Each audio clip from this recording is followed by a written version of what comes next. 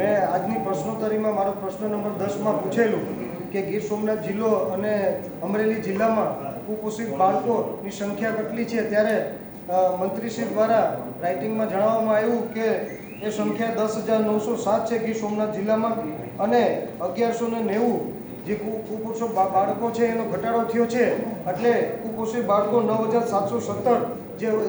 જે હાલમાં છે. તો એનું શું થયું છે એ મંત્રી દ્વારા મેં પૂછવામાં આવ્યું, કારણ કે એ પ્રાથમિક શાળામાં જાય છે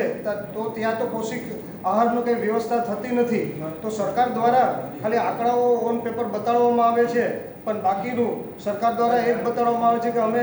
બાળકો માટે જે કુપોષિત બાળકો માટે આટલી વ્યવસ્થા કરીએ છીએ. એટલે પ્રાથમિક શાળામાં જો આના પછી જે બાળકો પ્રવેશ કરે તો ત્યાં તો મધ્યમ ભોજન મળે છે. એટલે આ ગુજરાત એવી સમગ્ર ગુજરાતમાં જ આ પરિસ્થિતિ છે. તો ખાલી ગીર સોમનાથ જિલ્લાની કહું છું, એમ તમામ જિલ્લામાં ખાલી આંકડાઓ બતાડે છે તો કુપોષિત બાળકો માટે કોઈ વ્યવસ્થા કરવામાં નથી આવતી. એ સિવાય પણ કુપોષિત બાળકો જે છે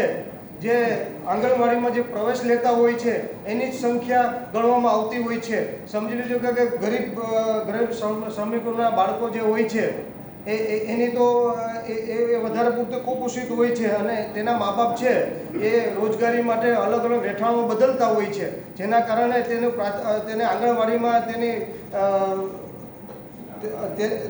આંગણવાડીમાં તેનો પ્રવેશ કરવામાં નથી આવતો, અને આંગણવાડીમાં પ્રવેશ કરવામાં નથી આવતો એટલે તેની ગણતરી પણ નથી થતી. એટલે આવા બાળકો માટે પણ સરકાર દ્વારા કોઈ આયોજન કરવામાં નથી કે આવા બાળકો હોય તો તેને સર્વે કરી અને તેને ડિજિટલ કાર્ડ દેવો જોઈએ કે જે જિલ્લામાં પણ જે જાય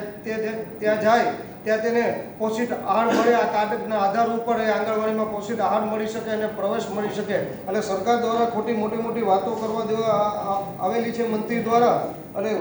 એટલે આવી કોઈ પણ વ્યવસ્થા કરવામાં નથી આવી. એટલે આ પ્રશ્નમાં મેં પ્રશ્ન પૂછેલો, પણ ખાલી જવાબ પૂરતો મંત્રીશ્રી દ્વારા જવાબ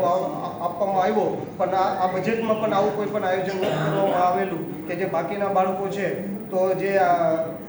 જે બાકીના બાળકો છે પ્રાથમિક શાળામાં જાય તો જે કુપોષિત હોય છે તો પોષિત આહાર આપવામાં આવે, કે અથવા કે જે આ શ્રમિકોના બાળકો છે જે અન્ય જગ્યાઓ પર જે એના મા બાપ છે એ કામ ધંધા માટે રહેઠાણ બદલતા હોય તો એને એવો કંઈ સ્માર્ટ કાર્ડ દેવામાં આવે કે કંઈ પણ જિલ્લામાં એ લોકો જાય તો એ જિલ્લામાં તેને પોષિત આહાર આંગણવાડીમાં મળી શકે અથવા કે પ્રવેશ મળી શકે. વિમલભાઈ, કોંગ્રેસ